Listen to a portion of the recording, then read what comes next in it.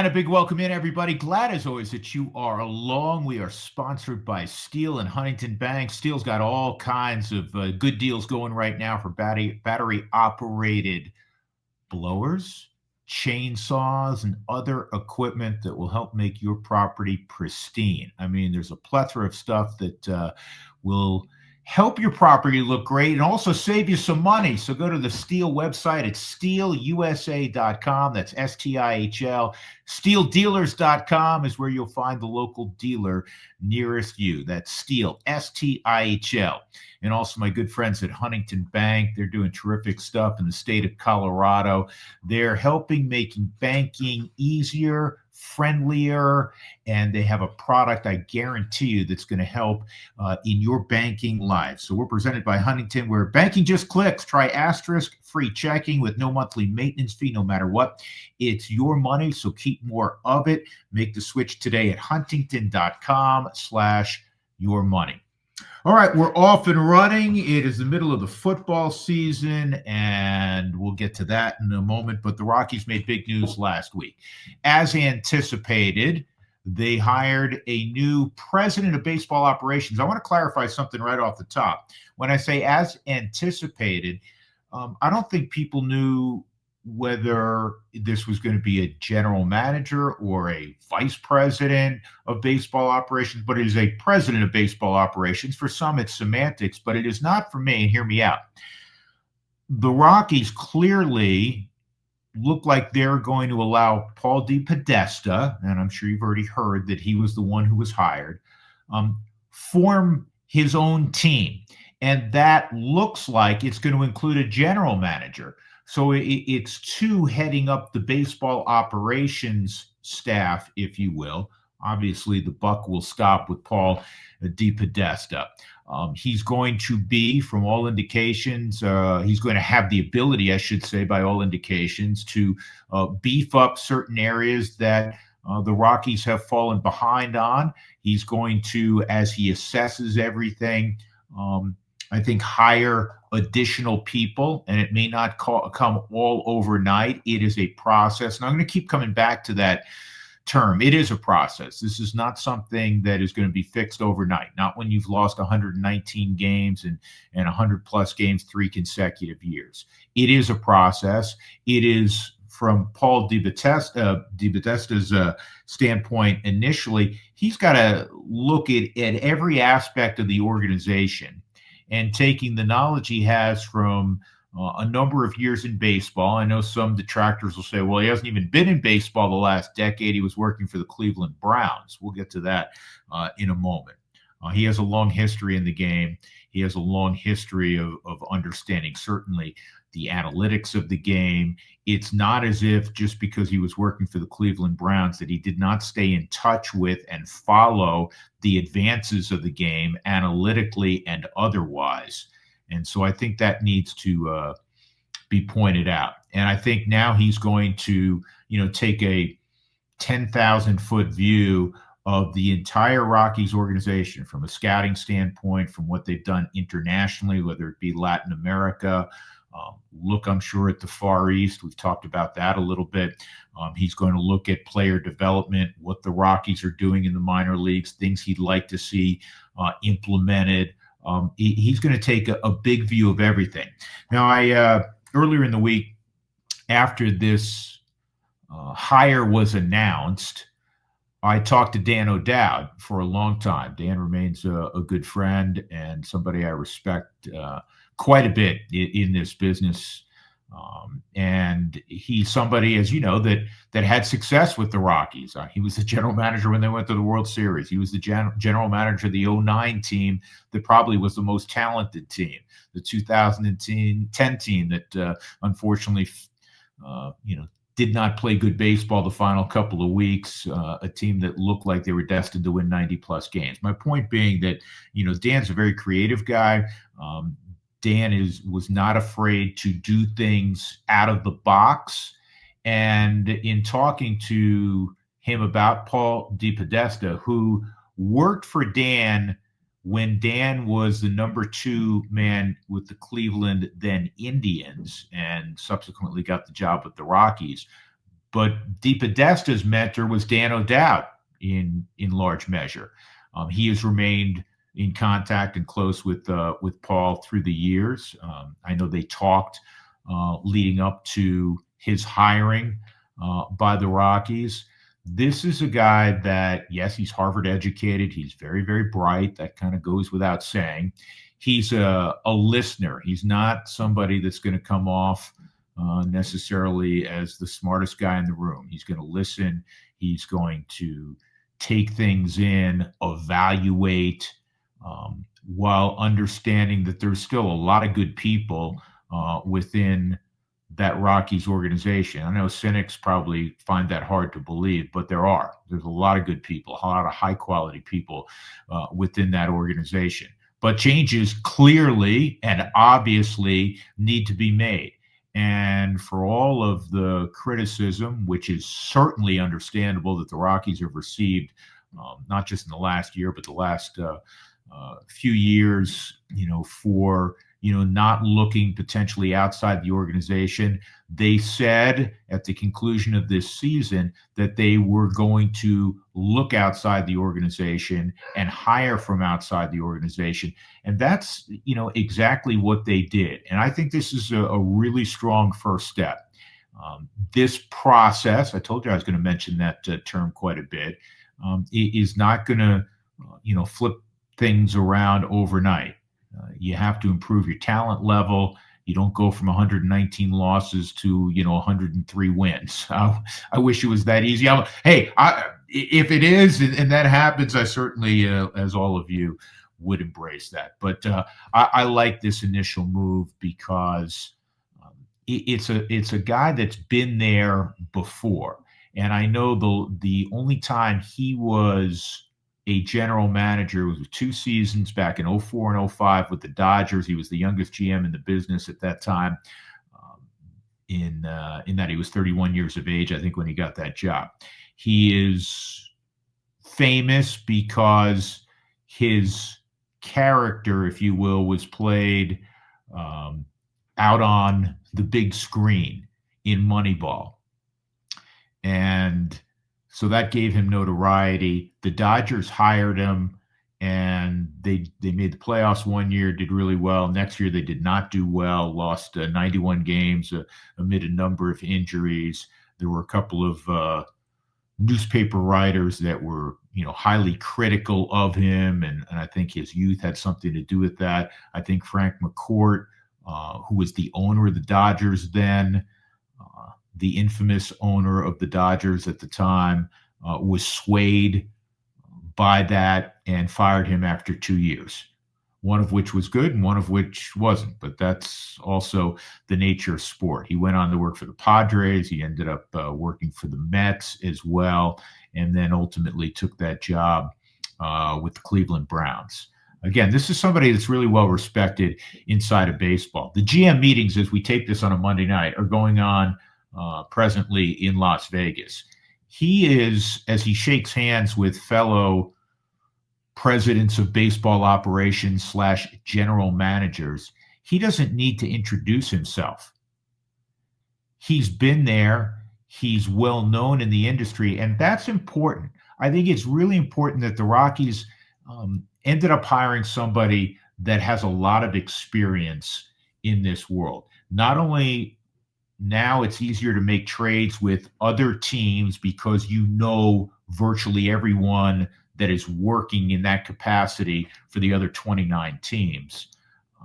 But his opinions are going to be respected, not only in-house, but around the league. And I think that also is very important.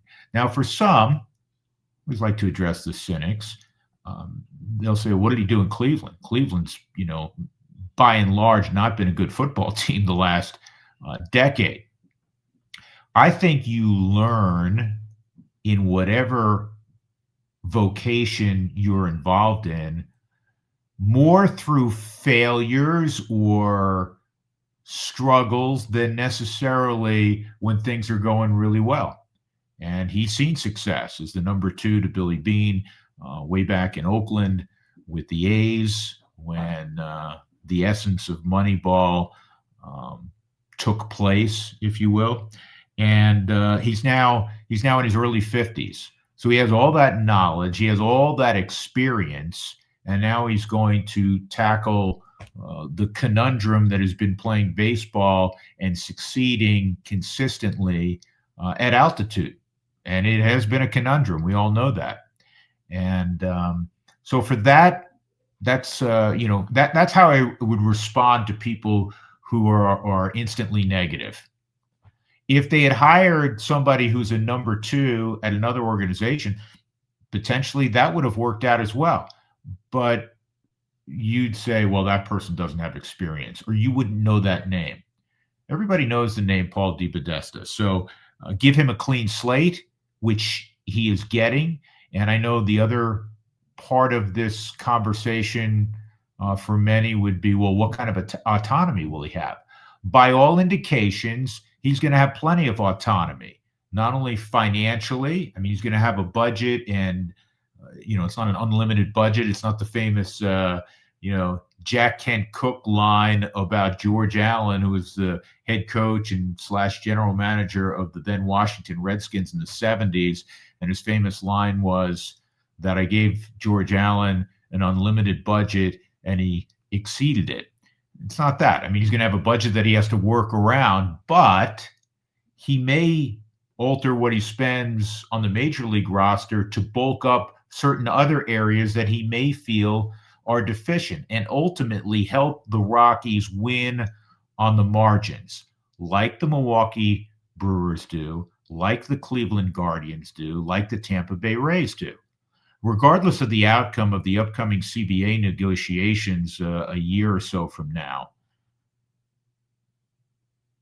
the Rockies are still going to be a mid-revenue type of team.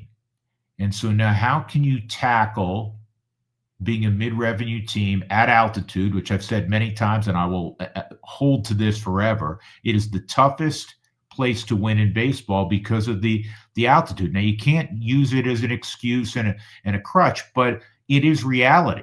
That's why, from a standpoint of how you go about this, especially pitching, nothing would be out of the box to me. Nothing would be off the table. In other words, if you want to, and we see this in the postseason, teams that are among the last ones standing may only go with 2 or 3 starters and then go bullpen days in the postseason. Maybe the Rockies, as they try to bulk up their starting pitching, maybe there's 1 or 2 bullpen days regularly. Why not? Try everything and anything. It seems that it's easier to come by the sprinters than the marathoners. In other words, it's easier to find a number of guys that have high octane stuff that can get you 3 to 6 outs, as opposed to a plethora of starting pitchers that can get you 18 outs. Because that's the new wave complete game. Man, he got 18 outs and gave up 3 runs or less, a quality start. It's hard to find those guys, especially pitching at altitude. So nothing would be off the table. And in everything I've heard about Paul DePodesta, and I look forward to visiting with him, he's a guy that's open-minded. And he's certainly a guy, like any other GM type in baseball, has always looked at the Rockies and kind of raised an eyebrow and said, boy, wouldn't it be interesting? Wouldn't it be fascinating to try to figure out that Rubik's Cube? We've talked about that lately on the podcast, that this was, despite the fact that the Rockies had one of the worst seasons in the history of the sport, losing 119 times and the highest ERA and all the ugly stats that you are familiar with, it is still and was a really desirable job, because guys like, and I've mentioned this before, I've talked to him about it, Andrew Friedman said, that would be a dream type of job, because ultimately GMs in any sport, they want to be problem solvers. They want to put together a winning roster. And in other sports, sometimes it's, how do you do that playing, if you're in Green Bay, Wisconsin, a portion of your games where it could be miserable out. Um, if it's a New York team or a Los Angeles team, putting your roster together, knowing that not every talented player can handle the media scrutiny of New York or Los Angeles. So with every individual that has to build a roster, there are certain challenges, none more so than playing baseball at altitude, as we've learned over the last 3+ decades. So Paul DePodesta had his eyes wide open. And this was not a guy that was, unemployed the last several years. He was working in the NFL. And I want to address something else.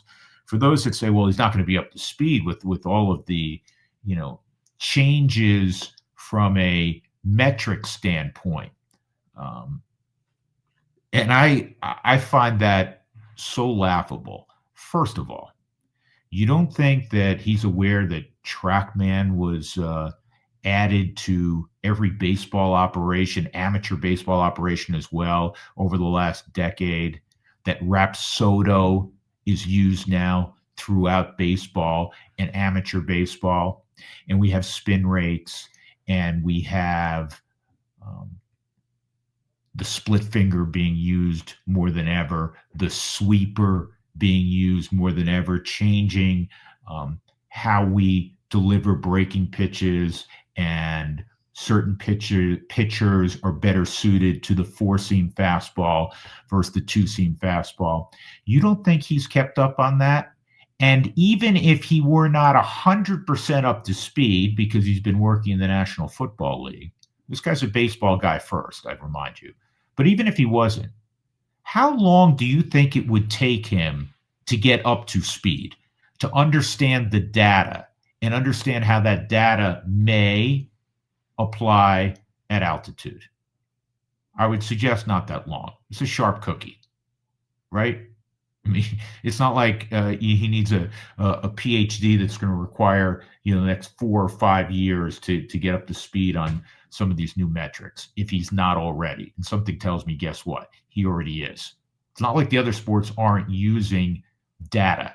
And this is a guy that was at the forefront of analytics. So I think he'll be just fine there. And the other interesting thing, by the way, is that the Rockies did hire somebody that made their name initially in the sport in analytics, because, as you know, the Rockies have been behind in that area. And so, as opposed to hiring somebody that,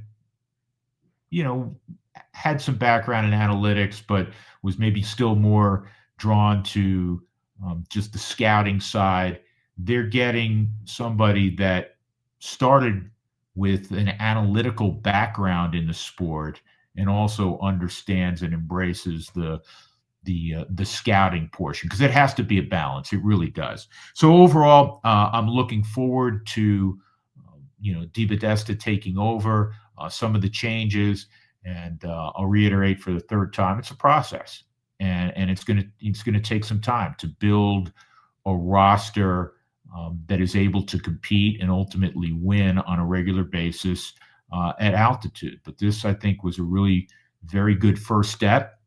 And part of that roster construction, I think, is going to be fascinating to watch. I mean, the Rockies historically have had a lot of big, strong bodies in the hope that they can recapture what took place with the Blake Street Bombers, and probably more recently, in fairness, the 17 and 18 team, the middle of the lineup, featuring Trevor Story, Charlie Blackmon up top, Nolan Arenado, DJ LeMahieu wasn't in the middle of that order, but a terrific hitter. But they had some slug to them, and other than, for the most part, Goodman behind the plate, they haven't had that. Now, will he aspire to try to find 430 homer guys? Maybe. Or maybe he's going to up the contact rate with that type of player, which you've heard me say this before. The Rockies have to do much better in that regard. Get the ball and play more. We talked about the great World Series. Toronto gets there, they get the ball and play. High contact rate, low chase rate. That's been the Dodgers for a number of years. So I would be surprised if that's not part of the game plan for Paul DePodesta as he breaks down not only the current major league roster and the 40-man roster, but the entire organization. And he's going to be working long hours, but I'm excited about it overall. And I truly believe, again, to make this statement again, I do believe in the wisdom of experience, both positive experiences that one's had and tougher experiences that one has had. Moving to the Rockies on the field, obviously they aren't playing any games right now. The AFL is going on. That's the Arizona Fall League. And the Fall League has always been a league that has the top prospects from all of the teams in baseball competing down in Arizona. Now, you don't always get the best pitching anymore because sometimes, or a lot of times, teams want to limit how many bullets are thrown by their top flight pitchers. It is still, I think, worth noting what guys are doing in the Arizona Fall League and how they're faring after, for a lot of these young guys, playing more baseball than they've ever played in their life. And so a couple of guys I wanted to make note of with the Rockies. Charlie Condon's getting a lot of attention, will always get a lot of attention until he arrives in Denver, and then he'll get even more attention. He's been really solid. Batting average, on base percentage down in the Arizona Fall League. The slug hasn't been, super great through 20 plus games. He has a homer, a couple triples, and one double, but he's getting on base at a nice clip. And so that is a positive. Sterling Thompson, who struggled out of the gate this year in AAA, but came on in the second half. He's kind of continued that down in the Fall League. He has a couple of home runs. He's hitting above 300. There's a name to keep in mind, and I referenced a short while ago the fact that it's easier to find sprinters, guys that have high octane stuff. And Cade Denton is a name to remember. The Rockies drafted him out of Oral Roberts a couple of years ago. They drafted him in the 6th round. I had a kid that played with one of my boys that I coached growing up that was playing for Oral Roberts, so I was always watching their games fairly closely. They went to the College World Series. Denton was their closer. Mid-90s sinker, punched out a lot of guys. Well, he's continuing to do that in the minor leagues. He's having a really good Arizona Fall League. His whip is below 1, which is outstanding. He's striking out more hitters than innings pitched. There's another name that I guarantee you probably have not heard of, and that's because the Rockies just made a waiver claim on Garrett Acton, who is a 27-year-old pitcher out of the Tampa organization. We all know that generally Tampa produces really good pitching, right? The thing that jumps out at me, I point this out all the time, a ton more strikeouts in his minor league career than innings pitched. So the stuff is there, and he was not protected on the 40-man. And so the Rockies were able to jump on that. He got to the big leagues last year for a cup of coffee. So again, another move made by the Rockies, and we'll see what comes of it with a guy by the name of Garrett Acton. All right, on from baseball, we transition to the sport of the fall, and that is football. Begin collegiately. The University of Colorado played much better in Morgantown. They ultimately lost 29-22 to West Virginia, and the Buffs are now, 3-7 with a couple of games left. I think I have the record correct. So they're not going bowling. Once again, Deion Sanders was in the aftermath talking about he feels like this group of talent has underachieved, as one should do as the head coach or the top of any organization. You point the finger at yourself. So one of two things is happening up there, and that is, well, let me phrase it this way. In sport, talent wins, and well-coached talent wins big. That's always been my thought, my philosophy. You have to have talent. I don't care what the sport is. You can give me the greatest coach of all time. Vince Lombardi in football, you got to have talent. Pat Riley in basketball, you got to have talent. Tony La Russa in baseball, you got to have talent, right? You get the picture. Herb Brooks in hockey, you got to have talent. So, having made that statement, in Boulder, is it the former or the latter? Because Dion believes that there's enough talent up there. So then you look at the coaching staff and say, well, if you do have enough talent up there, they're certainly not being coached well enough that the record is 3-7 as opposed to, even 6-4 or 5-5. And it's kind of a look in the mirror situation right now for Deion Sanders. Now, for those that are reactionary, of which we know the sports world is filled with that, especially in fandom, right? There's some who move on from Deion. Remember where the Buffs were. They were one of the worst teams in college football. He drew a lot of attention that first year. We don't need to recount that. The second year, with the Heisman Trophy winner and an outstanding college quarterback in his son Shador, they won 9 games. They haven't, they've had some nice wins, right? They haven't had any earth-shattering wins. I think many people thought that TCU win his first ever game at Boulder was earth-shattering. We come to find out that even though they had played in the national championship the year prior, they had lost so many players, they were pretty pedestrian. But the program is in a much better place.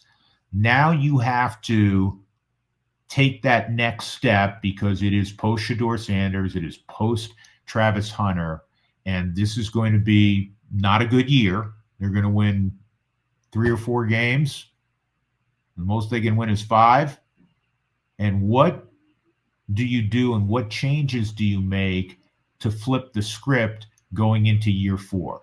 I've said this probably on this podcast a few times that we live in a what have you done for me lately world more than ever because of these phones and social media, and you could be the hot commodity on a Tuesday afternoon and your old news by Wednesday morning. And I'm not saying that's the case for Deion, because he does appeal to a lot of young players, not only 18-year-olds, but those in the portal. But as he brings that talent in, is he going to be able to maintain bringing those folks in, or is he going to become yesterday's news? And the only way you continue that is by winning. And this is, I don't want to call it a completely lost year. Juju Smith did some really good things the other day as a quarterback. So maybe they have an answer there. Now you always have to re-recruit all your own guys. That's going to be part of the conversation in the offseason. But who else does he bring in? Does he make changes on the coaching staff?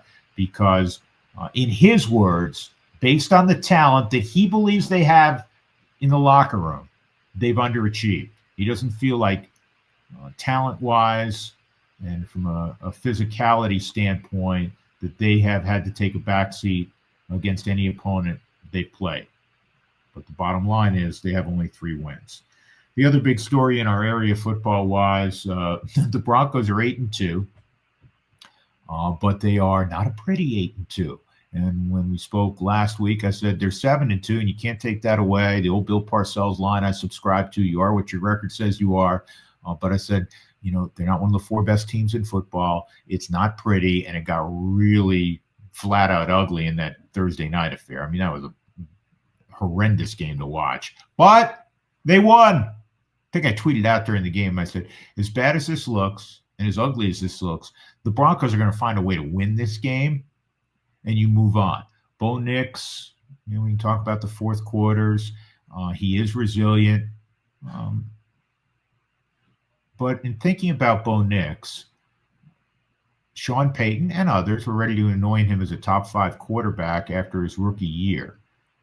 And certainly Sean Payton knows quarterbacks. Sean Payton, has forgotten more football than we'll ever know. He's historically been good with quarterbacks, and certainly most of his success in New Orleans was with one guy, and that was Drew Brees.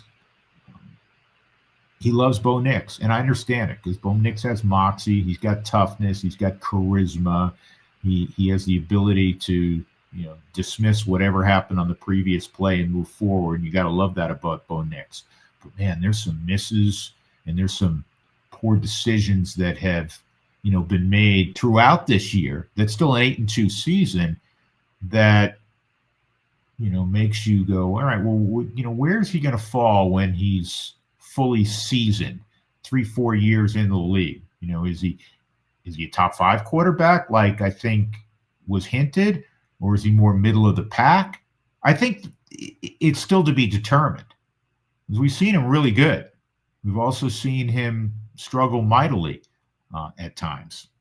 So, my thoughts right now on Bo Nix. But the bottom line is the Broncos are 8-2, and there's a whole lot of folks that would like to be 8-2 through 10 weeks.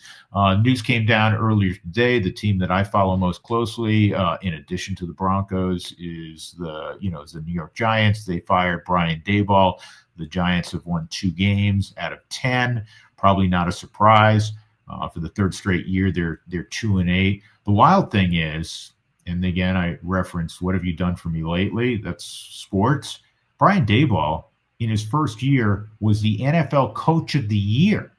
The Giants went to the playoffs. They won a game in Minnesota before Philadelphia blew them out. And since then, they ain't won many games, and Brian Daboll was given his walking papers, and I think some of it was attached to the injury, the concussion suffered by Jackson Dart. Not all of it, because they just don't win. They've had 4 games on the road this year where they led by 10-plus points and couldn't close, including the debacle from their standpoint in Denver and the great comeback of the Broncos scoring 33 in the 4th quarter.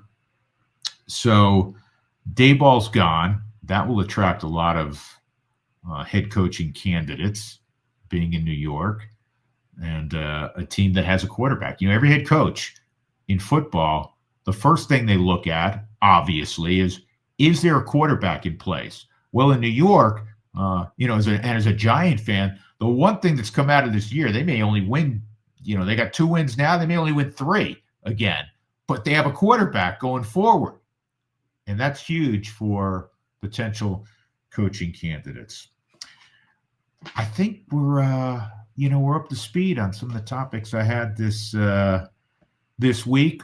We'll hopefully get Paul DePodesta on at some point in the not too distant future. I'm sure that man is extremely busy. As I said at the outset of the podcast, he's down at the GM meetings in Las Vegas. His press conference will come in Denver on Thursday. I mean, literally got the job and had to jump on a flight to Vegas for the GM meetings.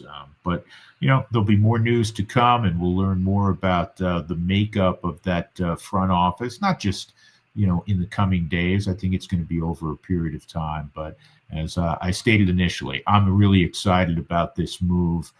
It was necessary, and some of the ideas that I think are going to be put forth will be fun to watch as this new look Rockies front office and ultimately what takes place on the field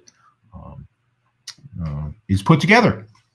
So we'll do it again in approximately 7 days. Y'all stay well, take care, enjoy football, enjoy your families. Talk to you soon.